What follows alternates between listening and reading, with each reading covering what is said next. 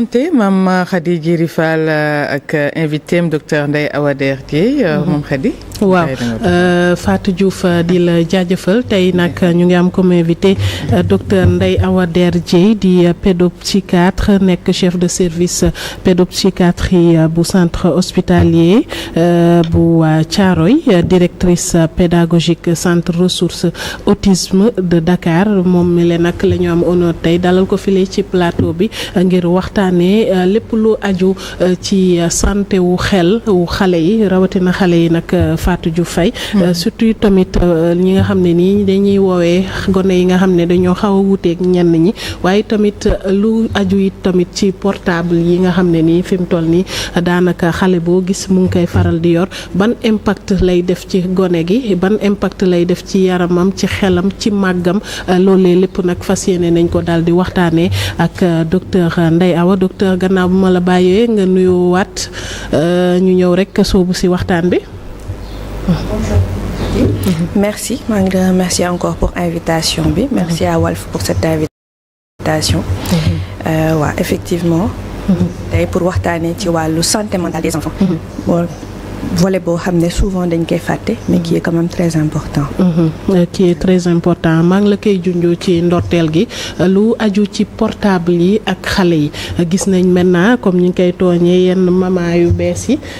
Fatou Diouf dañuy gis ne yu si bëri pour sax parfois bàyyi xale bi ñoom ñu mën a nekk seen affaire dañuy jël portable di jox xale yi ñu gis ne maintenant de plus en plus ñuy dem xale yi dañuy faral di accro ci li nga xam ne ni moo di téléphone yi wala écran yi en général que muy ci télé yeeg ci téléphone yi rawatina tey jii nii xale bi nga xam ne nii dafay màgg ñu entouré ko ak nouvelle technologie yooyu rawatina ci téléphone ban impact la mën a def ci xelam. ok Mame Khady tu l'as dit de le mot accro ñun sax médicalement mun nañ ne addict la comme ni nit di addiction wee ci alcool wala ci drogue écran dañ ko considéré depuis 2013 ci mun na ci addict maanaam mun na ci accro bu munul ci moom dara donc rawatina nag bu nekkee xale bu ndaw bu nekk en période de développement te comme ni nga ko wax gis nañ ko léegi dernières années on va dire les 10 ou 20 dernières années solution la pour calmer xale yi wala pour occuper xale yi pour certains parents mais malheureusement c'est pas la bonne solution c'est vraiment pas la bonne solution au contraire xëy na mun na calmer xale bi léegi mais da koy jural ëllëg leneen écran bépp mu doon encore plus téléphone yi ak tablette yi utilisation bi plus nit ñi di ko utiliser de manière précoce et plus temps exposition bi di yokk day entraîner ay troubles neurodéveloppementaux day entraîner ay troubles ci développement cerveau bu xale bi donc troubles yooyu nag day indi ay nu mu tudd ay séquelles yu important maanaam écran mun na tax xale dem ba day tax xale bu nekk ci écran bi sëgg ci bu baax day dem ba day désintéressé wu de la réalité c'est-à-dire li ko wër dootu ko intéressé booy xool xale bu la dàq sëgg ci écran boo koy woo di nga ko woo benn ñaar ñett ba ñeenti yoon mu door a siggi xool la parce que day dem ba day coupé wu du monde écran day isolé xale donc le monde dootu ko intéressé te ñëpp xam nañ ni xale suy màgg dafa war a découvrir son monde loolu mooy important loolu mooy cultiver imagination xale loolu mooy cultiver intelligence su xale donc écran day abrutir xale maanaam day mel ni day wàññi xelu xale même des études ont montré que par exemple sooy am na test yu ñuy def pour calculer intelligence su nit quotient intellectuel des études ont montré que exposition écran mun na wàññi intelligence su nit surtout ci xale plus ci xale que adulte parce que xale moo nekk le cerveau mu nekk en développement donc impact yooyu yëpp mun na am wàññi intelligence nit ki abrutir ko et en plus le couper du monde écran day tax xale du xam nu muy socialiser wu nu muy amee xarit nu xale di ñoree mais xale yi nga xam ne bu demee ci biir nit ñi morom mun na ko nax facilement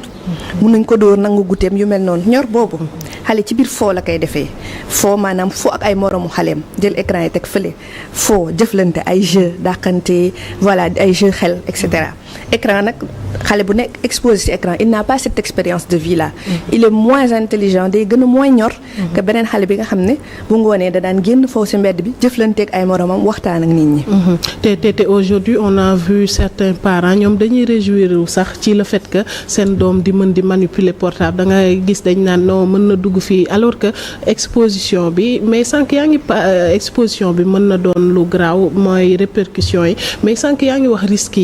risques yi fan lay gën a ëppee ci ban âge tey jii nii lay gën a ëppee ci âge boo xam ne nii la ñuy jël xale yi di ko jox portable. Normalement dans les normes entre 0 et 3 ans l'écran doit être complètement interdit à l'enfant.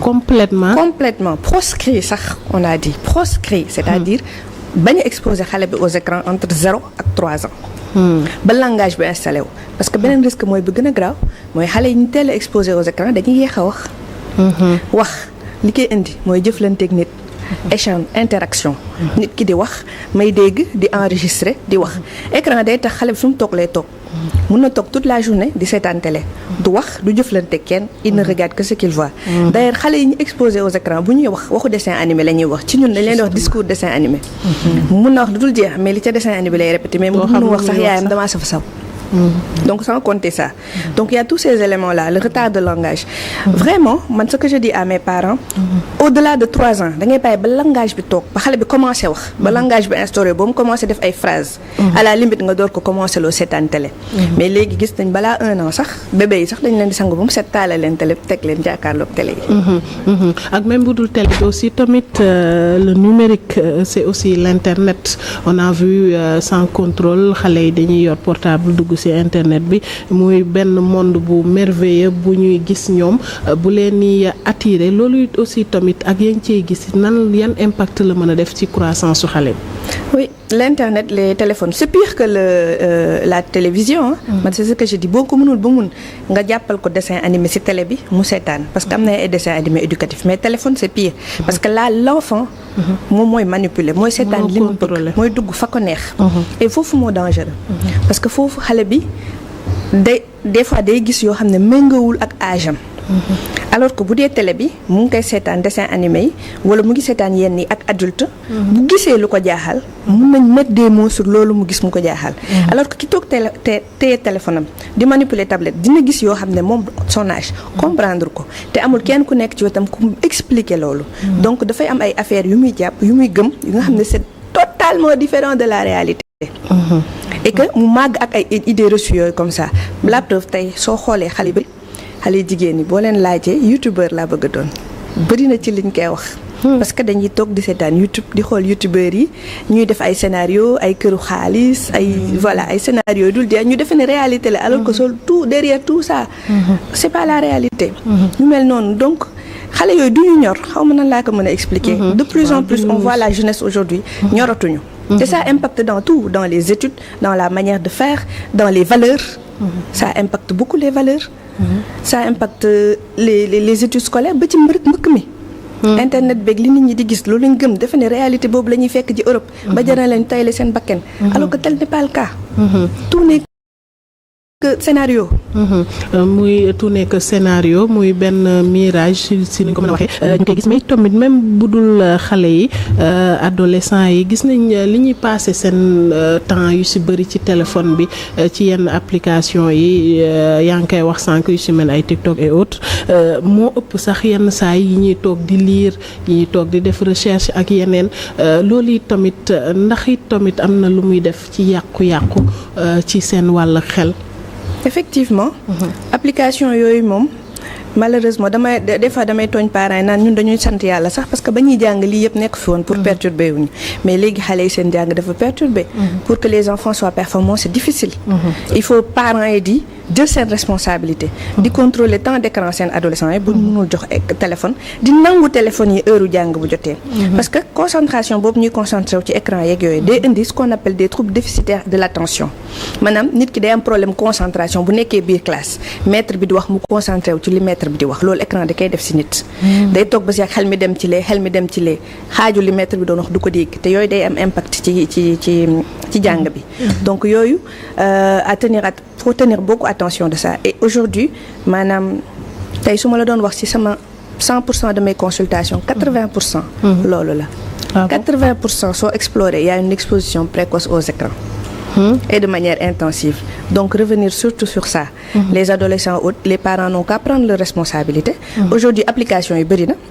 ay TikTok yeeg yooyu yëpp am na mais am na ay application parentale yu nga xam ne yow de ton téléphone mun nga contrôler sa téléphone doom mun nga ko par exemple may mu connecté wu TikTok 2 heures de temps bu 2 heures de temps yi jeexee application TikTok dootul marché. mun nga ko may téléphone am marché peut-être d'ici de 10 heures à 19 heures au-delà de 19 heures téléphone bi fay. dootu ñu mën a tem accès te toi tu contrôles les choses à distance. donc ça aussi c'est important application yi autant c'est intéressant pour les enfants autant parents itam de plus en plus am nañ manière de gérer nu ñuy verrouiller application xale yi. yaa ngi naan consultation yi nga am ji ci bëri boo seetee ba ci biir exposition bi ñu am ci écran bi la ñooñu souvent bu ñuy ñëw yan feebar la ñuy am ñi nga xam ne ñoo doon exposé wu ci écran yi. ñooñu en général parents moo leen indi wala école bi bëri na léegi école bi lu ñuy yebal xale yi problème attention du mën a concentré wu day jàng léegi benn affaire nga waxaat ko 30 minutes après mu fàtte ko mel ni du woon moom xel mi day mel ni tame lu dugg génn pour quelqu'un qui naturellement voilà gisuñu dara lu leen jaaxal. temps de concentration bi classe du baax donc li ñuy wax trouble déficitaire de l'attention et de l'hyperactivité. xale buy jël écran boo ko xañee écran bi day mel ni kuy drogué nga xañ ko drogam. day yëngu tëb di dal dugg génn tëb di dal dugg génn su ko defee loolu duñu mën a toog bu baax classe plus petit plus ñu gën a tuuti noonu lay gën a manifesté wu. jardin d'enfants man ñi may recevoir ñu bëri problème écran maternel CI CP la ñuy commencé du nangu toog 30 minutes def benn activité mënu ko nga jox ko écran mu toog toute une matinée ak écran bi. parce que écran bi la coupé du monde il peut se concentrer là-dessus nga génne jox ko feuille de dessin coloriage mënu ko donc yooyu souvent écoles yi dañuy yebal parents yi ne leen dem leen gis voilà pédopsychiatre wala ñu war a dem CI xale bi def ba grande section war a dem CI il a toute l'intelligence il a tout ce qu'il faut mais mënul jàll CI école bu mu dem ñu dàq ko parce que mënul toog déjà foofu avenir xale bi commencé naa yàqu ci benn détail. donc cas yu mel noonu wala ñu war a dugg école spécialisée mooy école pour xale yi xaw a différent ñu la demal wuti bilan ci pédopsychiatre ñu xool lan mooy problème des xale yooyu bu ñu ñëwee on se rend compte que du maladie mentale. séquelle écran bi la su boobaa nag on commence à travailler avec en commençant par arrêt écran. am na médicaments yu ñu leen jox am nañu ay rééducation yu ñuy def ak ñoom. mais looloo si ëpp. parce que yaa ngi koy wax te ci laa doon ñëw sax mooy xale yi nga xam ne dañuy jàpp ne niñ koy dippee dañu uteeg ñeneen ñi pour niñ koy bañ a waxee mooy les enfants autistes et tout ça mais finalement am na ñenn yi ay études yu montré que ne sax ne le fait que ñuy exposé wu ci écran yi ci conséquences yenn yu bëri bokk na si sax da ngay dem ba jaawale leen ak enfant autiste. voilà si am na benn très fréquemment bu ñuy rencontre moo ëpp li ñuy rencontrer fii nag. parce que souvent xale bi exposé wu tout le temps aux écrans day replié wu ci moom.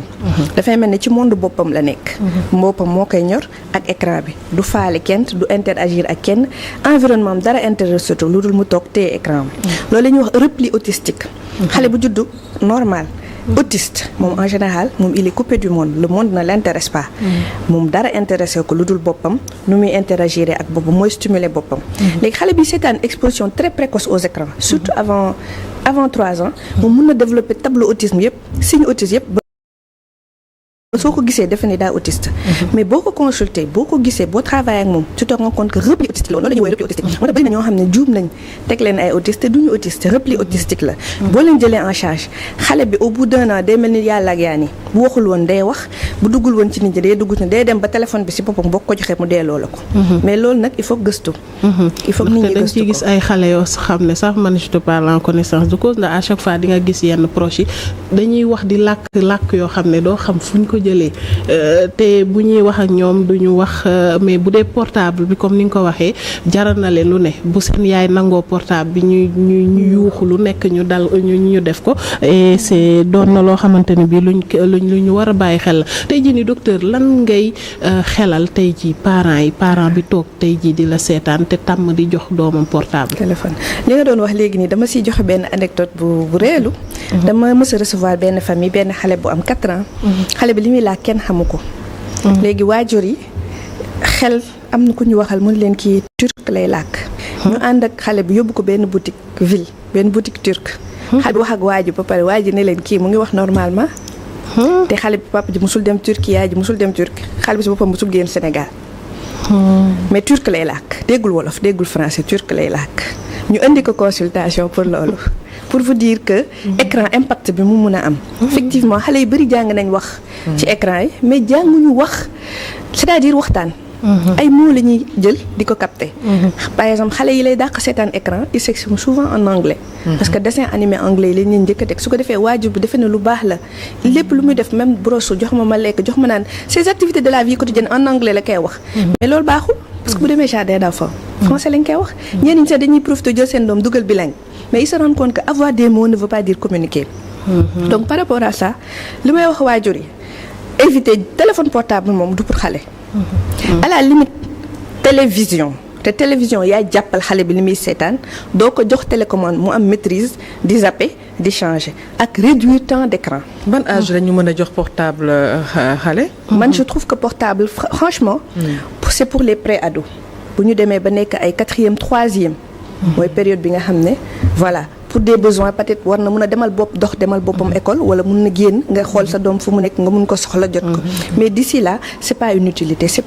utilité pour les enfants. mais bu nekkee kër ga aussi mënu ci mën a jàng des fois parce que ci benn fànn aussi dana leen permettre ñu am ñu découvrir ci portable bi pour jox leen ko comme ni nga ko waxee sànq quelques heures ou bien quelques minutes bu ñu paree joxaat wala loolu aussi. waaw xanaa ak contrôle.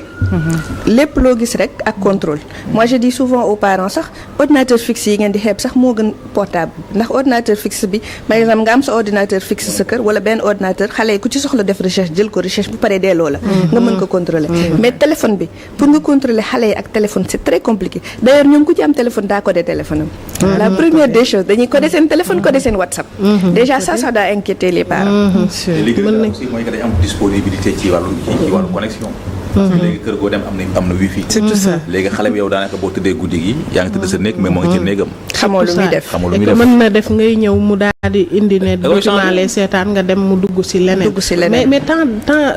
kii bi nga war a passer ci écran environ nan la war a toll. temps d'exposition ça dépend. Ça dépend en fait ça dépend de l'âge pour les tout petits quand même on déconseille temps d'exposition bu yàgg moo tax ñuy soññ parents yi. ñuy teel a dugal xale yi maternelle bu ñu mën a dugal maternelle ñu yóbbu leen daara mais xale warul di yendu ci kër ga suba ba ngoon jot deful dara. surtout suñu kër yi léegi suñu xëyee ñëppay dem daal di seen doole kenn nekku fa. ñi ngay bàyyi ak xale bi jànk bi wala nunu bi ñoom xamuñu léeg-léeg ñoom ñooy yendoog xale bi ci TikTok bi léeg-léeg ñoom ñooy jël seen téléphone jox xale bi pour mën a dem liggéey seen liggéey ndax xale bi sonal na leen. donc di xale yi ñuy génn ñu leen di occuper déjà c'est une chose sinon à la limite xale bu wàccee. après-midi bi mun nga ko defal dessin animé à un moment et aussi di soññaat nit ñi parce que dafa am loo xam ne amoon na bu njëkk ba amatul mooy génne di foo ci biti. léegi surtout zone yu bëri dañ la naan sama doom du génn du foo ndax dina wàcc ci buntu immeuble di foo ñu ne déedéet ndax dina foog dëkkandoom ñu ne déedéet moom kenn ci kër gi moo tax mënuma ko bañ a jox téléphone donc cette socialisation là ñu ngi koy perdre bu baax a baax a baax boo nee sax ndax xale bi léeg-léeg week-end di nga dem sa kër yaay wala nga dem sa kër papa où il y a des cousins et des cousines ñu la de déedéet wala de temps en temps donc dafa am loo xam ne tamit xale yi amatuñ ko xale itam da ngay meubler temps am mënoo ne doo ko defal dara ba pare doo ko jox écran il va tourner vers les écrans parce que day bañ ennuyer aussi c'est ça le jeu interactif yi yi nga xam ne day stimuler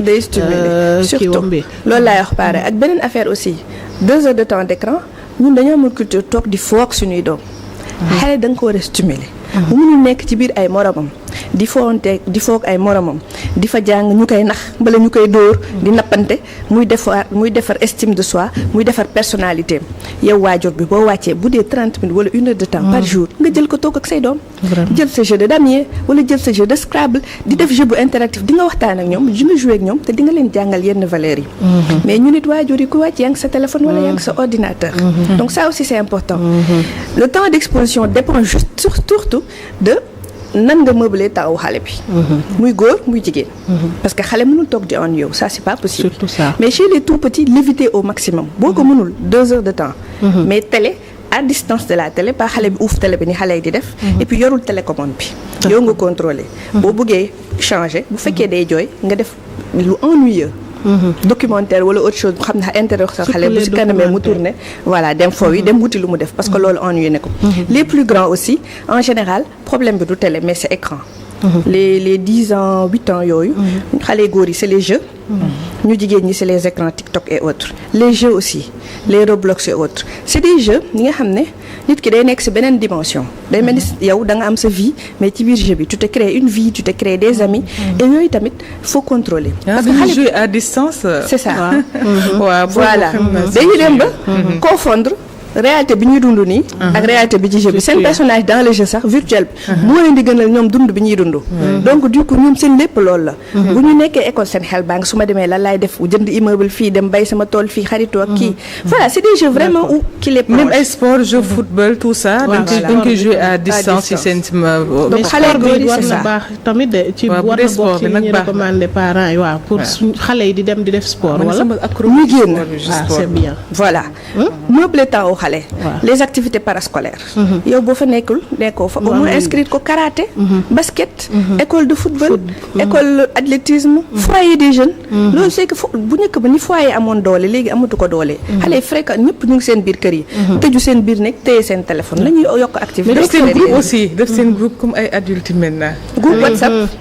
waaw yéen daan fay dafa am loo xam ne nii dëgg la ñu ngi wax ci écran mais c'est important di fàttali ne pédopsychiatre nga maanaam docteur bi nga xam ne nii sa da nga jàng teg si di liggéey di faj ci lu aju ci santé woo xelu kilee di xale bi dañuy faral doon gis gone yi wala ba léegi sax nga am sa doom bu jigéen nga jëndal ko poupée nga am sa doom bu góor jëndal ko fetal wala dara yooyu noonu ndax dafa am impact sur le plan psychologique ci xale bi. effectivement loolu ay jeu la. loolu la ñuy conseiller justement fetal beeg yooyu même garaawul am na ñu koy garaawul parce que day xale suy travail imagination. suy travail imagination ci lay gën a ñor xale bi nga xam ne jëndal nga ko poupée. mu toog di def scénario di ko sang di ko solal yére di ko jox mu lekk elle est en train de travailler sur l'image di faire des scénarios di foog poupée bi xale bu góor bi di imiter combat di tëb di dal yooyu c'est bon c'est ce que chez nous jeu symbolique la mooy xale bi mu ngi utiliser li ñu ko jox à usage bi mu ko war a jouer sooy seet xale yi am écran yi tàmm seetaan écran boo man sama bureau ñun ñi suñu bureau day am ay jouets noonu nga koy xamee xale bi nga xam ne normal na entre guillemets bu duggee day dem ci table bi jël jouet yi foo nga gis ko muy foo di def ay scénario xale bi tàmm écran day ñëw toog bu xoolee jouet yi tegaat ko du xam nu muy jouer du xam nu muy jouer et c'est vraiment triste de voir un enfant bu xamul nu muy jouer bu yëkkatee poupée bi teg ko wala jël poupée bi sax ko sànni wala jël ko sànni ci suuf dëggat déjà ñun on a déjà cet aperçu que kii xamul jeu symbolique maanaam tàmm ko parce que defu ko et loolu ça travaille l'imaginaire de l'enfant xale bu la gën a mën a am temps de jeu kooku moo gën a mën a ñor moromam bi toog di seetaan écran et pour terminer rek dafa am leneen Fatou loo xam ne moom tamit daf ko nekk muy directrice pédagogique centre ressources autisme de Dakar moom mooy directrice bi et c'est important feebar boobu tàmmuñu di ko gis fii Sénégal ak gone yi ba ci sax am na si waajur yu bari yoo xam ne bu ñu gisee seen doom am ko parfois ñuy indi wàllu culture wala leneen naan rab la wala dara yéen ñuy loolee yan expérience ngeen si am ak itamit ndax kaay mu ngi fi gën di bari fii ci Sénégal. malheureusement oui mun nañ ne depuis bi ñu ci nekkee ba léegi dafa mel ni affaire yi day gën di bari man nee naa gënul bari écran bi am na lu muy yee lu bari lu muy feeñal écran yi exposition écran yi mais surtout je pense que léegi parents yi dañuy gën di seetlu yenn yi gën di xam yenn yi ak écoles yi surtout et là je remercie les directions des écoles surtout parce que ñun suñu patients yu bari écoles yi ñooy seetlu yow waajur da ngay nekk ak sa doom dund ak moom mais bu demee école la maîtresse bi naan kii melul ni ay moromam wala directeur école bi ne la kii de mënuñ ko jël nii lay doxalee feebar boobu am na naka lay mel sax pour kii seetaan te xamu ko. autisme nag dafa doon feebar bu doy waar ndaxte dafa bari fànn yu mu mën a feeñee dafa am ay niveau de sévérité. am na ñoo xam ne dañuy autiste ba nekk mag ba man am na ay adultes yoo xam ne dañ lay contacter pour ne la ndax man docteur autiste la à 40 ans parce que ba tey leeru leen. parce que ils sont différents des autres. âge boobu nga leen di diagnostiquer wala des fois nit indil la doomam boo suivre doomam ba ca biir mu ne la pourtant lii xale bi am yépp man am naa ko. kon man ndeket nii lii moo tax nii laa meloon donc personnalité attitude la nit da koy judduwaale day dund ak moom day mel ni ku asthmatique da koy judduwaale day dund ak moom maintenant dafa am ay niveau de sévérité et puis dafa am autisme yoo xam ne dañuy ànd ak épilepsie moo ñi daanu crise dafa am autisme yoo xam ne day ànd ak retard mental ñi seen xel du ñor du ñu def yëfu nit ku ñor dafa am autisme yoo xam ne day ànd ak li ma doon wax sànq TDAH mooy trouble déficitaire de l'attention et de l'hyperactivité dafa bëri ay maan mais en général autisme li ñu koy seetloo su dee xale bu tuuti bi mooy xale bi bu juddoo rek très tôt environnement da ko dul intéressé même booy gëstu sax yaay ji bala naan da nga naan boo ko daan nàmpal est-ce que daan na la xool daawul xool mooy xale yoo xam ne mënoo fexe ba seen bët yi na jàq il fuit du regard dafa mel ni ñun intéressé wuñ leen ils sont dans leur monde seen bopp la ñuy foowal seen bopp la ñuy waxal seen bopp la ñuy jëflanteel rien ne les intéresse de ci nit ñi en général seen wax du gaaw bu ñu amee soxla dañuy ñëw peut-être jël loxo parent bi dem ba ci foofu teg seen loxo foofu donc interaction ak nit ñi daal day difficile bokk na ci benn sphère bu ñuy seetlu bu fekkee dafa am retard mental da ngay par exemple xale bi day am 5 ans mais di jëfin xale bu am 2 ans wala di defee di waxee xale bu comme xale bu am 2 ans par exemple 7 bi day yéex dem dindi couche bi des fois da ngay am ba 8 ans 9 ans ba 10 ans sax ñoo xam ne mënaguñu dem toilette te pourtant mën nañ wax pourtant xam nañ toilette mais comprendre ñu ni bu ñu waree dem toilette dañ koy dem def foofu dañ koy def seen kaw ñu leen di continuer couche donc aspect yooyu ngay gis lekk bi tamit par exemple xale yi am autisme seen lekk ak lekku nit ñi du benn parce que ils sont très sensibles à des odeurs ou à des textures des fois par exemple dara naan lu wow rek lay lekk wala lu weex rek lay lekk wala mu ne la kii moom lu vert rek lay lekk surtout lekk bi ils sont très sélectifs ba pare dañu am ay attitude yu bokkul ak attitude nit ñi dañu am ay mouvement yu bizarre xaw ma ndax xam ngeen good docteur wala Ankara voilà bu ñu nekkee ci biir nit ñi sax voilà dañuy am ay attitude ay mouvement balancement yu bizarre ay attitude loxo wala des fois bu ñu meree dañuy matt seen bopp gaañ seen bopp ñoom automutilation bëri na ci ñoom ñu mer mbëkk mur yi wala ngay gis ku loxo bi tut wala des fois agressivité envers l'adulte toog ba si yàgg yuuxu xalangu agressif parent bi du comprendre mooy xale yoo xam ne neexu ñoo jëflanteel yow di nga ne kii ça ne va pas mais doo mën a xam mettre le doigt si lan mooy problème te en général cas yooyu da ngay dem hôpital ñu defal ko rajo bopp ba ci suuf defaral ko tous les tests possibles imaginables duñu gis dara te kanam gi amul lan bokkul ak le trisomie gi xam ne kanam gi dafa am xàmmee loxo yi am xàmmee put bi autisme amul xàmmee sur le plan physique kon kooku dina am jafe-jafe ci école bi de wala dina mën a nekk insertion ça dépend ça se travaille est-ce que dina am école fi ne nii bu adapté wu pour mën leen recevoir c'est très compliqué d'où ñun par exemple cas yu mel noonu on a ce qu'on appelle des hôpitaux de jour l'école à l'hôpital am na Fann kër xale yi am na Thiaroye fa ma nekk am na Diamniadio où xale yi dañuy ñëw ci école boobu 9h ba 13h tous les jours ñibbi am na tamit centre ressource autisme nga xam ne école bi ci biir hôpital lay doon maanaam du mel ni maîtresse bi day ñëw jàngal xale bi ay rééducation lay am dina am rééducation ci wàllu wax bi rééducation ci wàllu comportement bi jëflanteeg nit ñi propreté bi nu mu koy xamee rééducation psychomoteur parce que souvent duñ mën a téye bic wala duñu mën a toog en tout cas dina am ay une série de choses yu ñuy def ak ñoom jël leen ci école suñu centre pour spécialisé wala hôpitaux de jour yooyu pendant 1 an 2 ans bu tanee ñu accompagner ko école nag. D'accord. loolu la. Beaucoup de parents seen problème mooy lan ils ont honte d'avoir des enfants comme ça. muy premier problème. Deuxième problème bi leur éducation coûte excessivement cher. parce que c'est des écoles spécialisées. léegi nag beneen question bi ma la bëgg a laaj mooy. est-ce que vous êtes nombreux dans ce pays parce que en général les spécialités. ça ne court pas les rues dans nos états. Merci beaucoup pour cette question. Effectivement bëri na ay parents yoo xam ne am nañ doom yu différents dañ leen di nëbb parce que suñu société bi on est trop dans le jugement donc c'est très difficile pour moo tax tout le temps damay remercier suñu association de parents yi ak suñu maman yi ñi am doole ñëw indi seen doom di wax ak nit ñi pour ñu génne seen doom effectivement c'est ça le malheur au Sénégal. Ailleurs xale yooyu dañ leen di gis très tôt tel leen faj tel leen corriger ñu dem école fii da ngay toog ba xale bi am 8 ans 10 ans waxul nga doog a ñëw. parce que dañ la naan garaawul nen li muy lekk nen a bëri wala garaawul dafa am leneen wala nga jiitu si. maama ni ñu ne la lii du faju hôpital. su ko defee nga perte fa ay années perte fa xaalis bu bëri doog a ñëw souvent quand il arrive à l'hôpital dañuy sonn financièrement dañuy décourager te faj bi hôpital tamit comme ni nga ko waxee dafa cher parce que ay spécialistes la laaj spécialistes yooyu ñoo bëriwul malheureusement ñun équipe yi ñuy liggéeyal ñun suñu bopp médecins yi faj loolu su ma nee tey jii Sénégal ñett ñu pare liggéey ko ñoo fi nekk 3 léegi nag avec l'université mettre nañ en place formation bi pour former jeunes yi fii li metti woon mooy formation bi amu fi woon il fallait nit ñi dem France former wu ñibbisiwaat et comme spécialité bi dafa rare souvent ñi dem duñu ñibbisi ndax foofu lañ leen di gën a soxlaa ndax foofu lañ leen di gën a offrir ce qu'il faut moo tax ñu ci bëri wuñ fi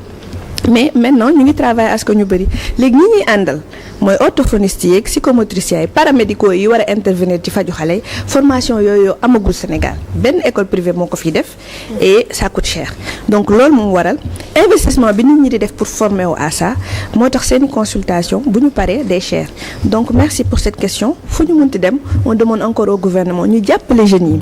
parce que c'est des pistes de formation qui existent kon 3FPT ñu offrir bourse aux jeunes c'est des bac plus 3 il y a beaucoup de jeunes qui sont là c'est des pistes de formation c'est une spécialité bu bëreegul nit il y a tellement de choses qu'on peut faire dedans mais il faut que ñu offrir la chance aux jeunes offrir leen bourse pour ñu mën a ñëw former wu à ça ñu gën a bëri mais effectivement on n'est pas nombreux parents yu bëri dañ la naan par exemple wër naa la ay at door la gis alors que yaa ngi ci dëkk bi ñu ngi ci dëkk bi mais c'est compliqué. C'est ça de la preuve en tout cas décroché il a fallu que j'appelle par-ci par-là pour am ko machallah pour dire comment c'est kii di ko jaajëfal rek di fàttali ne ñu ngi amoon docteur Ndeye Awa Der Dieye pédopsychiatre chef de service pédopsychiatrie bu centre hospitalier bu Thiaroye nekk it tamit directrice pédagogique centre ressources autisme de Dakar moom lañ dalaloon waxtaan bi am na solo maa ngi gis réaction nit ñi ne c'est intéressant machallah. Machallah c'est intéressant merci à elle docteur donc Ndeye Awa Der Dieye merci également kii baal ma rek su ma ko deful faa ma ñëw si yére bi ki ma solal wu Alpha broderie la chez Mbaye Lam nekk foofu la ca Kaolack xam nga ñoom ñooy jàpp si combat bi c'est normal buñ toogee ñu remercier leen Mbaye Lam nekk foofu la ca Kaolack moom it di Walf broderie noonu la tuddee atelier am 77 393 33 06 wala 76 315 17 60 Walf broderie chez Mbaye Lam foofu la ca Kaolack rek ku dem Kaolack rue Frigo di nga ko fa daal di fekk mu ñëwal la lu nice. nañ ko fa fekk inchallah en tout cas merci Mame Khady Diéry Fall dañuy dem léegi ci chronique du jour ànd ceeg Mademba